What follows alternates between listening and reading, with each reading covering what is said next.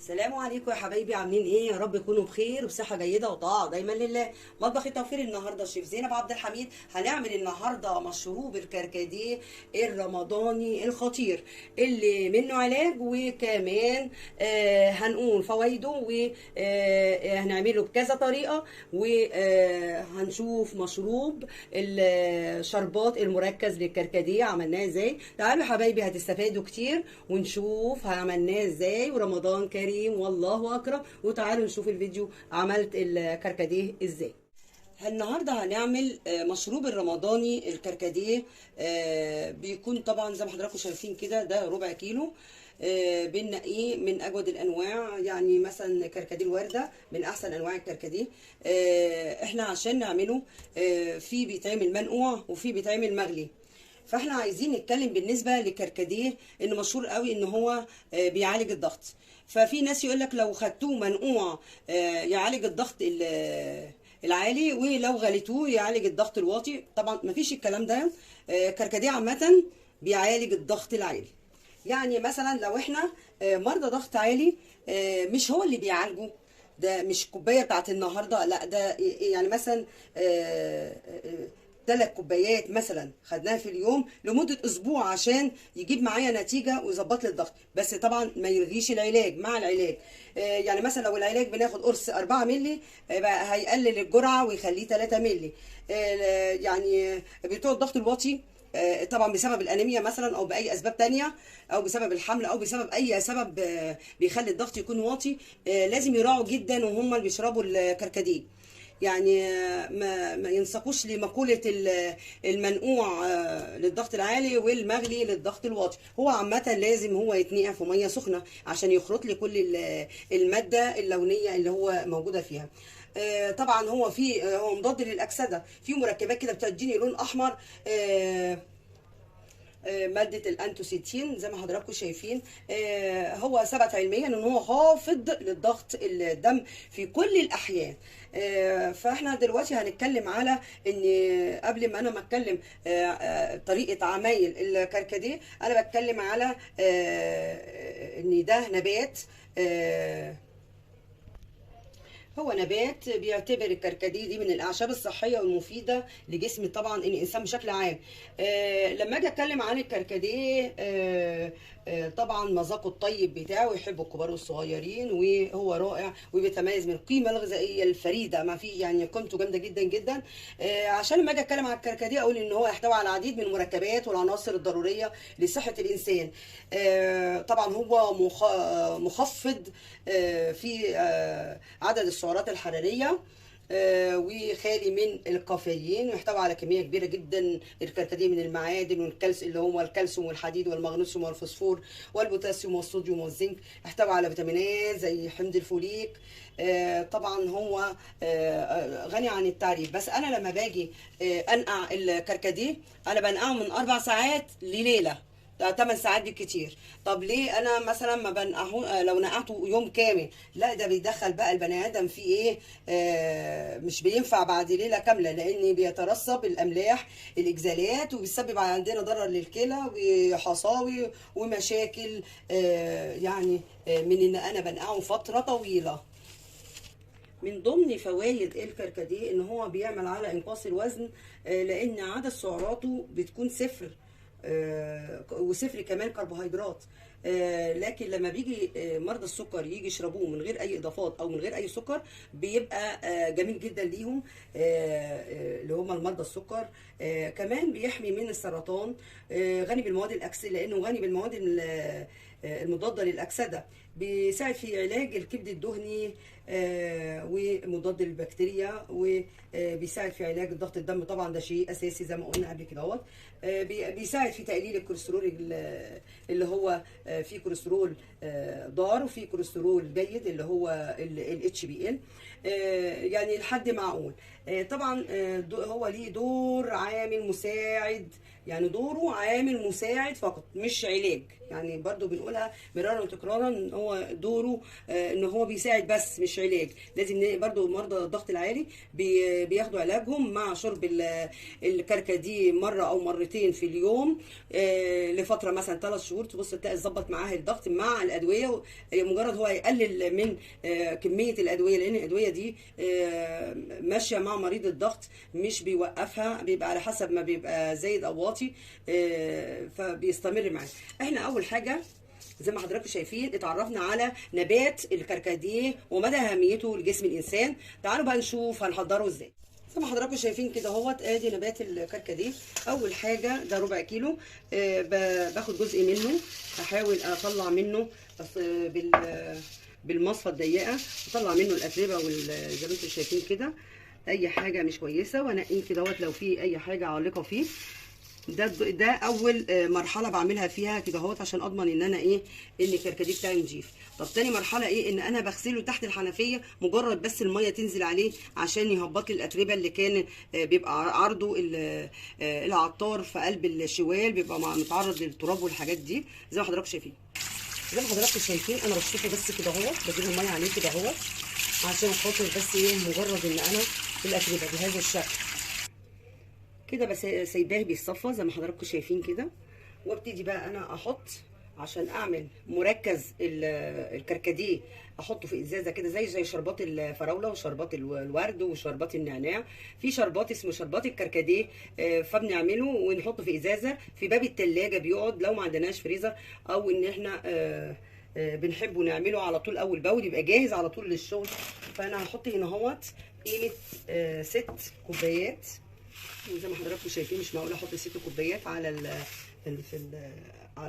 الرخامه. ادي 2، ادي 3، ادي 6 كوبايات سكر، قصادهم ميه سخنه اهي من الكتل، 4 كوبايات من الميه.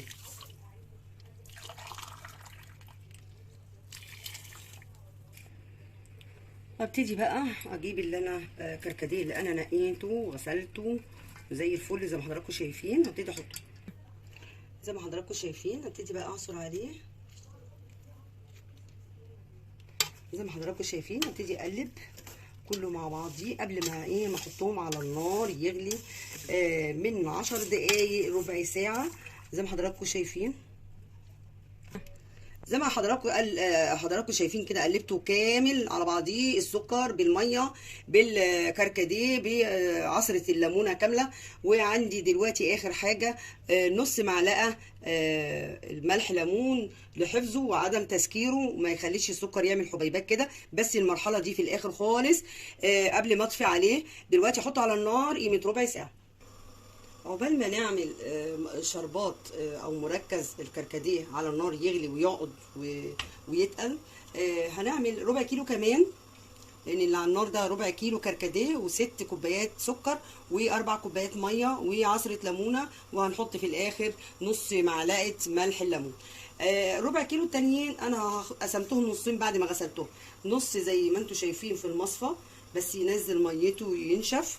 ممكن تحطيه في طبق زي ده في الميكرويف عشان ينشف، وبعد كده هيتحمص يعني ينشف. اضربه في الكبه واحطه في بطرمان ويبقى عندي جاهز بودر كركديه بودر. على طول احط معلقه على السكر. بس انا في المشروبات يفضل ان انا اعمل مش هدوب كوبايه بسكر، لا انا عندي عامله شربات بتاعي نسبه تركيزه معقوله مش تقيل متوسط، قيمه 2 كوبايه ميه و2 كوبايه سكر، ويتعقدوا بعد ما يغلي الغلوه الاولانيه اعصر عليه الليمون عصره نص ليمونه بس، ويغلي 5 دقائق او 7 دقائق، وبعد كده اطفي عليه واشيله ببطرمانات في قلب الثلاجه. لما اعمل عصير يفضل ان انا بدل ما بيدوب العصير في الميه الساقعه، بيبقى نسبه ذوبان السكر في الميه الساقعه بتبقى صعبه شويه عن الميه الساخنه. فانا بدوب دايما بعمل شربات واحطه في باب الثلاجه لاي عصير،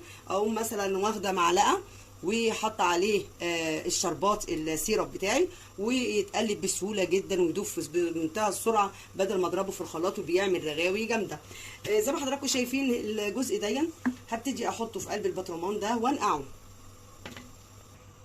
احط له كوبايه سكر، يا اما احط الكوبايه دي بعد ما يتنقع من 4 ساعات لليله كامله زي ما حضراتكم شايفين. وطبعا المنقوع ما نحطلوش ميه ساقعه، لازم تكون ميه من الكاتل مغليه زي ما حضراتكم شايفين. زي ما حضراتكم شايفين ميه سخنه حوالي لتر، على يعتبر ربع كيلو يعني تمن. وتمن انا هجففه واضربه في الكبه، اضربه في المطحنه زي ما حضراتكم شايفين. هسيب ده بقى يتنقع منقوع زي ما قلت لكم ليله، لكن لو يوم كامل هيدخلنا في مشاكل في الكلى. زي ما حضراتكم شايفين حطها على مناديل بس يمتص البتاع، حطوه تحت ايه البلالان زي ما انتم شايفين. شوفوا الميه عامله ازاي، محمر ازاي. احطه تحت المروحه شويه وبعد كده احطه في طبق، احطه في الميكرويف ينشف عشان ايه اطحنه. زي ما حضراتكم شايفين اهو كده اهو. شوف تقل ازاي. يبقى انا هطفي في الحاله دي، استنى يهدى شويه قبل ما اصفيه. هنحط هنا اهوت كوبايتين سكر وكوبايتين ميه عشان اعمل الشربات بتاعي اللي انا بسقي بيه العصير بتاعي او الكركديه. هحط كوبايه،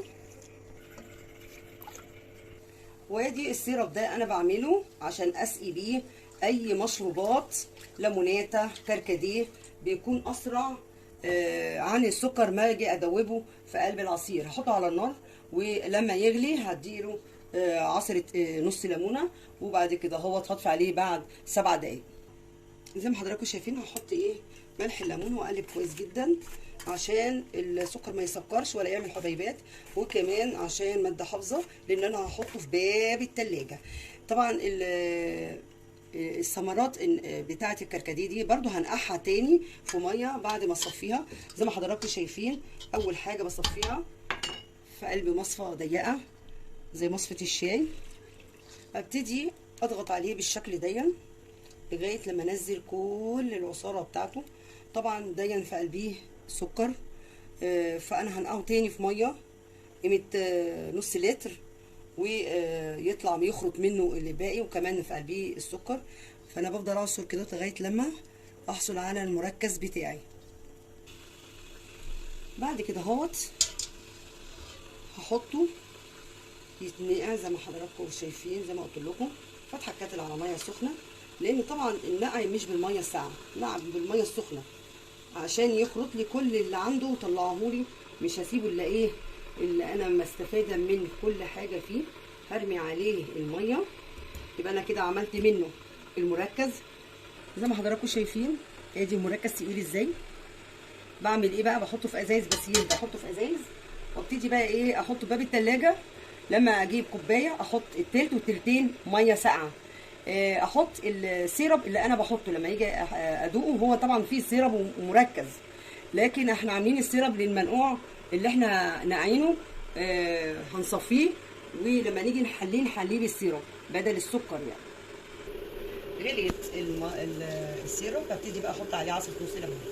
ادي الميه غليت، ابتدي احط عليها كده اوزعها لغايه لما يغطي الكركديه زي ما حضراتكم شايفين اهو، عشان يخرج تاني. زي ما حضراتكم شايفين ادي ازازه معقماها، واخده لها دوره في غساله الاطباق ومجففاها كويس. بحط لها قمع كده واحط لها مصفى للمره الثانيه. ممكن تعمليها بشاشه، الشاشه دي تفرد. اصب المركز بتاعي وادي المصفى للمره الثانيه واصفيه واحطه بالشكل ده. شوفوا نازل ازاي، نازل تقيل ازاي مركز الكركديه. زي ما حضراتكم شايفين نشفته بعد المناديل المروحه وبعد كده الميكرويف نشف كده. فابتدي بقى اضربه في الخلاط مع طرف المعلقه ملح ليمون، عشان انا هحطه بطرمان واحطه في باب التلاجة ويبقى يحفظ. زي ما حضراتكم شايفين ابتدي بقى اضربه اطحنه. بعد ما بطحنه لازم احطه في المصفى كده، ومن اي شائبه ولا اي حاجه خشنه اخليه ناعم تماما. زي ما انتم شايفين كده الخشن بيبقى قاعد، والناعم هو اللي بينزل. زي ما حضراتكم شايفين مركز الكركديه حطينا، شوفوا تقيل ازاي ولما بيقعد بيتقل. هنحط له وادي المجفف الكركديه اللي احنا طحناه زي ما حضراتكم شايفين، بيبقى باب التلاجة. بنحط معلقه زي ما حضراتكم شايفين وابتدي انا ما احطش بقى سكر عشان ما يغلبنيش في الذوبان. هنا اهوت اقوم حاطه انا ايه السيرب اللي انا عاملاه. ادي السيرب اهو، وادي سيرب انا برده شايلاه قبل كده اهوت في قلب بقى التلاجة، بحتاجه في العصاير. زي ما حضراتكم شايفين هحط ايه قيمه معلقتين كده عشان يعني دايب، وابتدي احط له الميه زي ما حضراتكم شايفين كده. زي ما حضراتكم شايفين ابتدي ممكن احطه كده اهوت لغايه لما يرسى مع بعضيه، واصفيه بمصفه الشاي زي ما حضراتكم شايفين، واحط له التلج بتاعه، ويبقى كده عندنا احلى عصير بودر زي التانك بالظبط.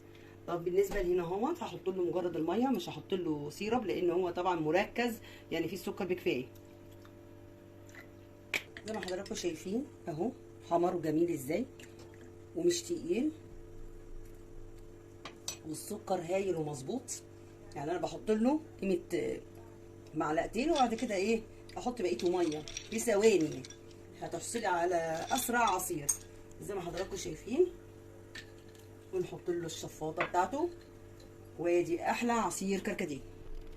زي ما حضراتكم شايفين مركز الشربات الكركديه، وادي البودر الكركديه زيه زي تانك، وادي السيرب عشان يدوب معايا بسرعه اسرع من السكر. هنا بقى اللي احنا نقعناه هصفيه بالمصفى زي ما عملنا في المركز زي ما حضراتكم شايفين اهو. شايفين حماره عامل ازاي. احط بقى عليه ميه وافضل اضغط كده اهوت 100 لتر ميه. بعد ما حطيت له اللتر الميه هبتدي احط له السكر زي يعني على حسب المذاق، واقلبه كويس جدا، واشوف ان هو لا هو تقيل اسود ولا هو خفيف. نحبه يعني مزز وتقيل. ممكن انت تحطي له كوبايتين ميه تاني. هقلب انا كده اهوت. يبقى كده الكركديه المنقوع بتاعي خلص، بس طبعا برده دايما هحط له كوبايتين ميه واسيبه يتنقع تاني يخرط، وابتدي بقى ايه اصفيه واحطه على الكركديه بتاعي المركز زي خففه برده شويه. اصفيه للمره التانيه. وادي احلى مشروب الكركديه الخرافه. ممكن تحطي له شرايح الليمون من جوه برده هيدي طعم جميل. وادي السيرب اللي هحطه بديل السكر عشان يكون دايب بسرعه. وابتدي انا بقى هحط اللي طلع من المنقوع على اللي طلع من الشربات، واحطهم على بعض واقلبهم واسيبهم ليله يخرطوا لي برده ويعملوا لي لان اللون بتاع الكركديه جامد. زي ما حضراتكم شايفين كده حطيتهم على بعض. شافوا تقيل ازاي. هعمل لي تاني عصير مركز برده تقيل زي ما حضراتكم شايفين. في قلبيه نسبه السكر يا دوبك هغطيه بالميه. لو غطيته بالميه زي بالشكل ده هسيبه ليله، وتاني يوم بقى هبقى اصفيه واشوف هو محتاج سكر تاني ولا لا زي ما حضراتكم شايفين. وابتدي بقى ايه ادي المركز الشربات الكركديه، وادي الكركديه البودر، وادي الكركديه المنقوع. وكفينا الكركديه واتكلمنا عنه وفوائده، وزي ما حضراتكم شايفين اتكلمنا عن الكركديه بكل اشكاله. يا رب يكون الوصفه سهله وبسيطه عليكم وتنال اعجابكم وتكونوا استفدتوا منها، وربنا يجعله في ميزان حسناتي. وعايزه دعوه حلوه منكم، ورمضان كريم والله اكرم. وما تنسوش بقى التراويح وقراءه القران، ونصفي نفوسنا ونبتدي صفحه جديده مع الله. ويا رب المشروب ده تقدروا تعملوه يبقى احلى مشروب ليكم. ودمتم بكم عمرنا بذكر الله، واستودعكم الله الذي لا تضيع ودائعه. والسلام عليكم ورحمه الله تعالى وبركاته.